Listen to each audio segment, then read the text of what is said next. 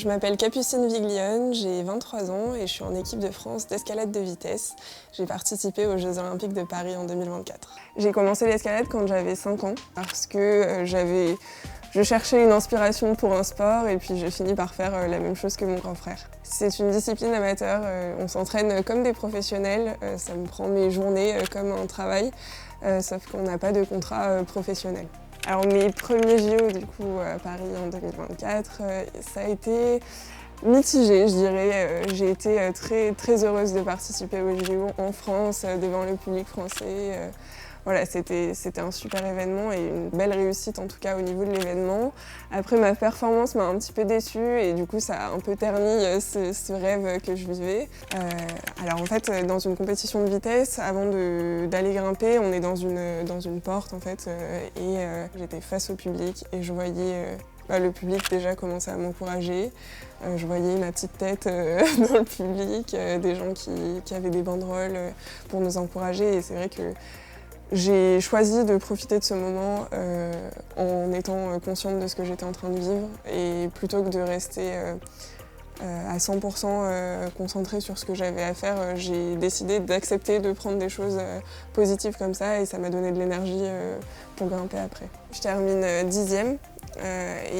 En fait je réalise des chronos qui sont un petit peu loin de ce que j'attendais et puis un peu loin qui sont pas à la hauteur de mes entraînements les dernières années, ces dernières années. Voilà. Après je suis quand même contente d'avoir pu grimper en France, à Paris, au JO, c'était exceptionnel. La petite explication à ce résultat, c'est que il y avait un petit peu trop de stress, un petit relâchement sûrement parce que j'avais envie de profiter du moment et puis en fait l'escalade de vitesse c'est une discipline c'est la discipline la plus rapide des Jeux Olympiques donc en fait j'ai pas eu le temps de modifier des choses et de faire en sorte que ça marche mieux, quoi. Une fois que j'ai terminé mon run et ma compétition des Jeux Olympiques, ma première pensée, ça a été de me dire tout ça pour ça. C'est une phrase qui m'est restée en tête pendant de longs mois après. J'étais très contente d'être devant le public français et d'avoir pu partager ça quand même avec le public français, mais bon, je suis sortie de la scène en pleurs et un petit peu épuisée, je pense, émotionnellement de cette aventure olympique, pas juste des JO, mais des sélections aussi qu'il y avait eu avant qui m'avaient quand même bien fatiguée. Et voilà, donc tout ça pour ça, c'est une phrase qui est restée dans ma tête pendant des mois. Mais j'ai pas été déçue seulement de ma performance. En fait, j'ai été déçue de ce que j'idéalisais des Jeux Olympiques. J'imaginais que ça allait changer ma vie, que j'allais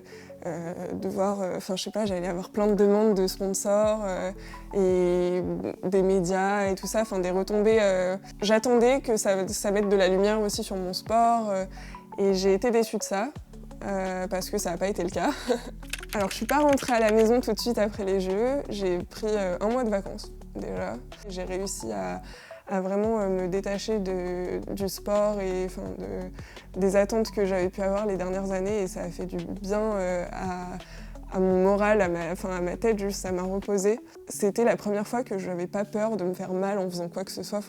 Je pouvais faire ce que j'avais envie de faire sans me prendre la tête, quoi. Le retour à l'entraînement, il a été assez compliqué. C'est pas tellement que j'avais pas envie d'y aller. Mais je sentais qu'il y avait quelque chose qui était plus profond que ça, quoi. C'était comme si j'avais un petit nuage de pluie au-dessus de ma tête tout le temps. Et ça a duré assez longtemps. Donc le retour à l'entraînement n'a pas été particulièrement difficile, mais ça a duré assez longtemps pour retrouver la motivation, le sens à ce que je fais. Et ça a pris toute une saison en fait. Oui, dans cette période, j'ai eu un soutien psychologique.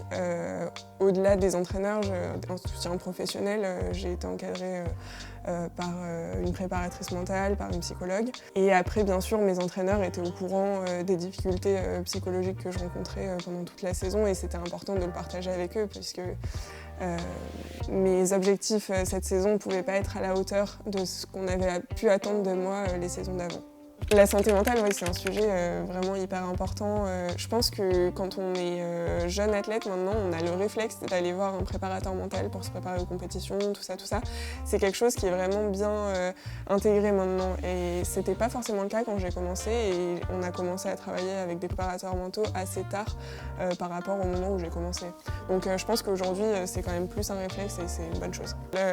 La préparation mentale, c'est dans mon cercle de performance, il y a ma préparatrice mentale. C'est au même titre que mes entraîneurs qui m'entraînent pour l'escalade ou pour la musculation, quoi. En escalade de vitesse, la voie elle ne change jamais. Donc en fait, sur une compétition, c'est 100% mental. En préparation mentale, il y a plusieurs manières de fonctionner. Il y a de la visualisation, enfin il y a différentes techniques en fait, et on va choisir des techniques en fonction de ce dont on a besoin. Moi, j'en ai surtout eu besoin pour préparer les compétitions. Les sélections, par exemple, je faisais énormément de séances de visualisation avant la compétition. Ça m'a permis, du coup, quand je suis arrivée sur les compétitions, d'avoir l'impression d'avoir déjà vécu les moments. Et en fait, c'était juste plus facile de gérer le stress et l'imprévu quand je pouvais prendre les choses avec plus de calme, en fait, grâce à la préparation mentale.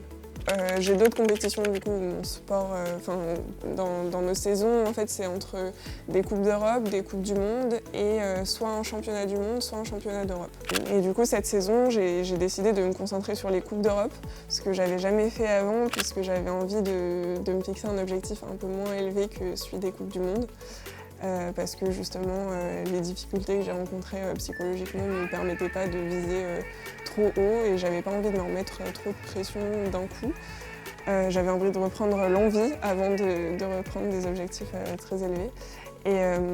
Et du coup, je me suis concentrée sur les Coupes d'Europe cette saison et ça s'est très bien passé. Alors, ce que je dirais à un jeune qui va faire ses premiers JO pour les prochaines éditions, je dirais de profiter, de pas trop se mettre la pression et voilà, juste d'aimer ce qu'on fait, ça va nous permettre de faire de grandes choses, quoi.